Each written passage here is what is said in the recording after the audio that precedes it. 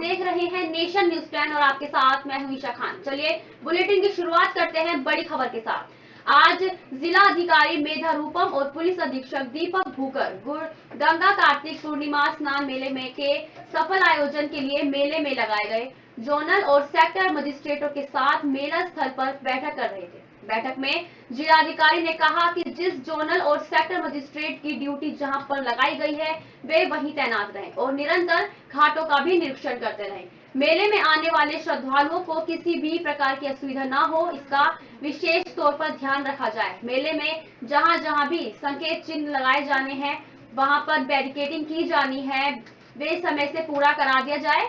जिलाधिकारी ने जिला पंचायत राज अधिकारी को निर्देश दिए कि वीआईपी घाट पर साफ सफाई कराना सुनिश्चित करें। बता दें, जिलाधिकारी ने मेले स्थल पर अभी तक चिकित्सा सुविधा के लिए अस्पताल न बनाए जाने की कड़ी नाराजगी व्यक्त की।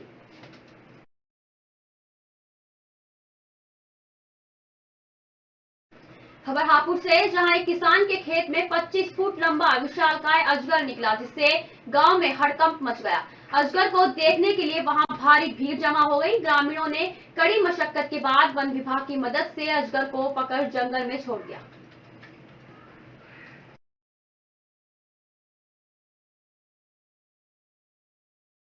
अल्मोड़ा जिले में सड़कों को लेकर उत्तराखंड के पूर्व मुख्यमंत्री हरीश रावत मोहनी अपने समर्थकों के साथ गड्ढों में बैठकर धरना प्रदर्शन कर सरकार के खिलाफ जमकर नारेबाजी की। प्रदर्शन के चलते और काफी लंबा समय जाम लग गया। वहीं पूर्व मुख्यमंत्री हरीश रावत ने कहा कि पर्यटक नगरी को जिम कॉर्बेट पार्क, रामनगर और सर्द क्षेत्र को पौड़ी गढ़वाल से जोड़ने वाली सड़क बदहाल है। चालक परिचालक जान हथेली पर रखकर सफर करने को मजबूर है। कभी भी बड़ा हादसा हो सकता है। पूर्व मुख्यमंत्री हरीश रावत ने राज्य व केंद्र की भाजपा सरकार पर तीखे प्रहार किए। कहा कि डबल इंजन सरकार को उत्तराखंड की ज्वलंत समस्याओं से कोई सरोकार नहीं रह गया है। उन्होंने कहा कि यदि एक महीने में सड़कों की हालत नहीं सुधरी तो वे जगह जगह जाकर सड़कों पर बैठकर धरना प्रदर्शन करने के लिए मजबूर होंगे। तो ये संघर्ष शुरू कर दिया। अब मैंने तय किया है कि जहां जाऊंगा तो यदि सड़क ऐसी रही तो उसके खिलाफ मैं धरने पर जरूर बैठूंगा। ये रोड ध्वस्त हो रही है, खत्म हो रही है। एक ही रोड नहीं है, यहाँ की उत्तराखंड ने बड़े संघर्ष से सड़कें बनाई और आज ये सड़कें ध्वस्त हो रही हैं। तो इस सड़कों के ध्वस्तीकरण के खिलाफ हमारा ये समझता हूँ कि इससे लोगों को परेशानी हो रही है। अगर इनको धरना प्रदर्शन करना चाहिए था तो ये विधानसभा में करते, कहीं और करते। अब कई बीमार हैं, इसमें कईयों को फ्लाइट पकड़नी है, कईयों को अगले दिन इंटरव्यू वगैरह देना है, कई बातें हैं। तो मैं ये समझता हूँ कि धरना।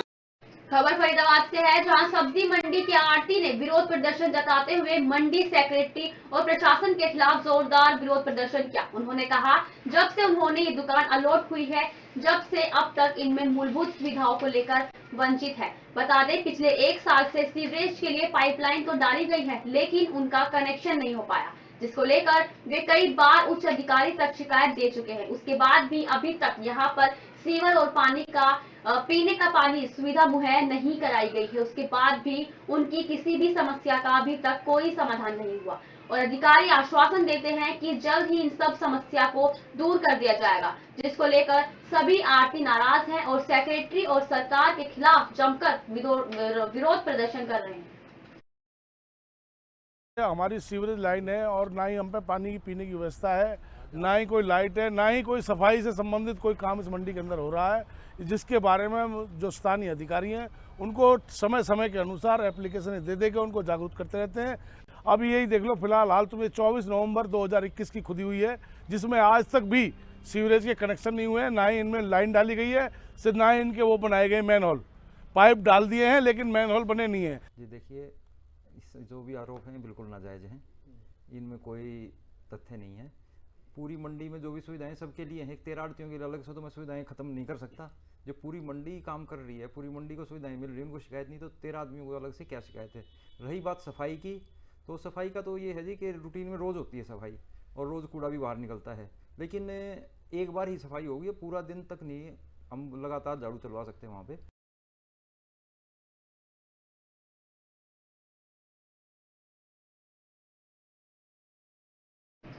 फरीदाबाद में आसपास की हवा बेहद जहरीली हो चुकी है। बता दें, अगर एयर क्वालिटी इंडेक्स की बात करें तो आज फरीदाबाद का यूआई लेवल 550 है। ऐसे में ये बिगड़ता AQI लेवल पहले से बीमार लोगों के लिए जहां जानलेवा साबित हो रहा है, तो वहीं इसका असर आम लोगों की हर एक सांस पर पड़ रहा है, जिसके चलते कई प्रकार की बीमारियां उन्हें घेर रही हैं। ये बिगड़ती एयर क्वालिटी उन लोगों के लिए बेहद खतरनाक है जो पहले से ही सांस संबंधी बीमारियों से ग्रसित हैं। लेकिन फरीदाबाद में खतरे के निशान को पार कर रहा AQI लेवल जहां स्वस्थ व्यक्तियों को बीमार बना रहा है। पोल्यूशन की मात्रा तो फरीदाबाद में दिन पे दिन बढ़ती जा रही है, ये तो हमें भी दिख रहा है। सुबह सुबह जब हम स्कूल जाते हैं बच्चों को छोड़ने तो बहुत धुंध छाती है।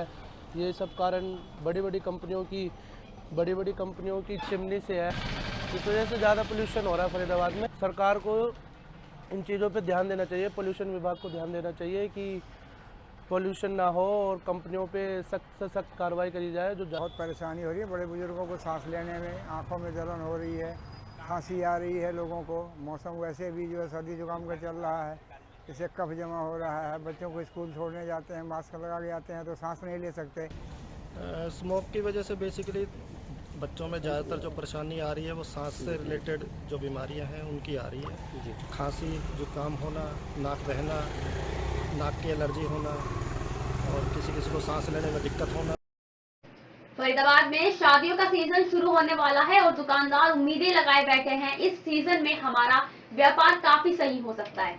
बता दें, पिछले 2 साल कोरोना के चलते शादियों में पाबंदी लगी हुई थी, जिससे कि लोग बाजारों में खरीदारी नहीं कर पाए। अब कोई पाबंदी नहीं है। इस सीजन में व्यापारी काफी उम्मीद लगाए बैठे हैं। वही दुकानदारों की माने तो पिछले कोरोना के चलते हमारी दुकानदारी पर काफी प्रभाव पड़ा था, जैसे कि शादियों पर पाबंदी लग गई है।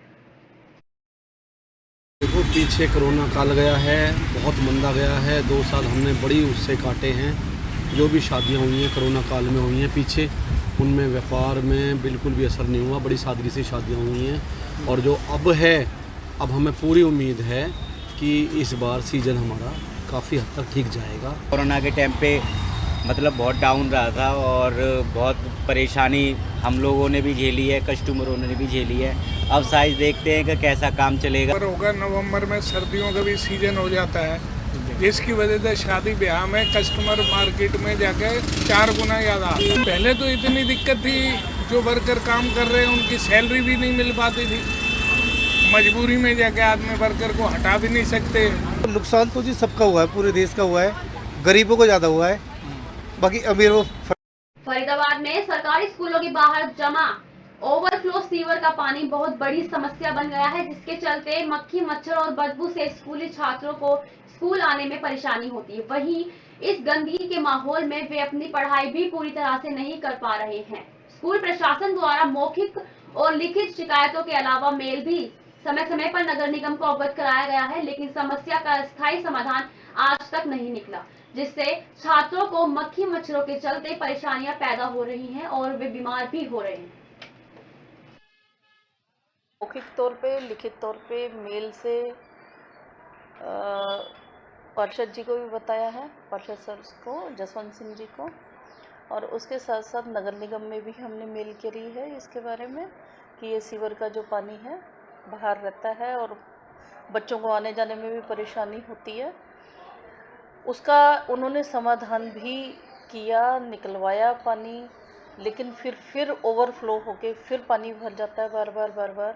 ये कोई स्थायी समाधान तो इसका अभी तक हुआ नहीं है। मैं साफ होना चाहिए, सूखना चाहिए, ठीक होना चाहिए, मरम्मत भी होनी चाहिए यहाँ पे। मैं डेली पानी कब से है ये यहाँ पर? ये बारिश की महीने कब से हमें भर जाता है यहाँ से। जो कोई ठीक करना नहीं आता। ये बारिश का पानी है, सीवर का है? ये सीवर का ही भरता है, बारिश का ही भरता है, बारिश का दोनों भरते हैं इसमें। क्या नाम है? मेरा नाम गोलू है। कौन सी क्लास में पढ़ते हो? 12th arts. तो क्या कहना चाहोगे, ये कब से सीवर का पानी ओवरफ्लो हो रहा है यहाँ पर? ये काफ़ी दिन से है, बारिश का भी पानी इसी में जमा हो जाता है और सीवर का भी यही है। साफ सफाई के लिए बोला गया पर ये करते नहीं है। अच्छा, तो मच्छर भी हैं, बीमारियां हैं, बीमारी भी हो रही है। हालत होती है? अरे मच्छर खुदा के हालत खराब हो जाती है, क्लास में मच्छर काटते रहते हैं हमेशा। फरीदाबाद में मुख्यमंत्री मनोहर लाल एक कार्यक्रम में शिरकत करने पहुंचे। ठोस एवं तरल अपशिष्ट के प्रबंधन की नई तकनीक को लेकर सेमिनार में मुख्य अतिथि के रूप में शिरकत की। फरीदाबाद के सेक्टर 12 स्थित हुड्डा कनेक्शन सेंटर में हो रहा है। बता दें, सेमिनार का आयोजन सीएम को कार्यक्रम को लेकर पूरे इलाके में सुरक्षा के पुख्ता इंतजाम किए हैं। इस कार्यक्रम में अलग अलग विभागों के अधिकारियों ने अपनी उपलब्धियां और आगे के कार्यक्रमों के बारे में भी बताया।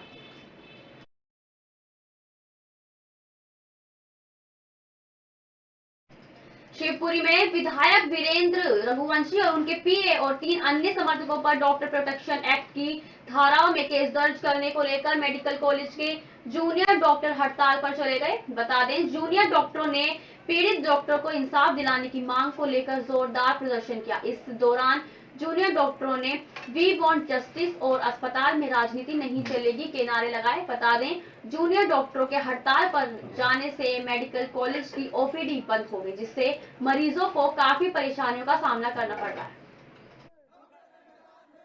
एक दूसरे को आपस में नहीं देख पाए कि कौन है, वो भी नहीं समझ पाया कि वो विधायक हैं, और उस व्यक्ति को उन्होंने कंपाउंडर से संबोधित किया। तो उनके बीच में शायद कुछ इस तरह की हॉट टॉक हुई है। उसने बोला कि हम कंपाउंडर नहीं हैं। तो उसके बाद में जब चीज़ें बढ़ी हैं तो उनके जो साथ में थे, विधायक जी के साथ में जो उनके ड्राइवर या उनके सपोर्टर जो भी रहे हों, तो उन्होंने शायद उसको धक्का मुक्की की है। उसके बाद में फिर ये विवाद बढ़ा हुआ है।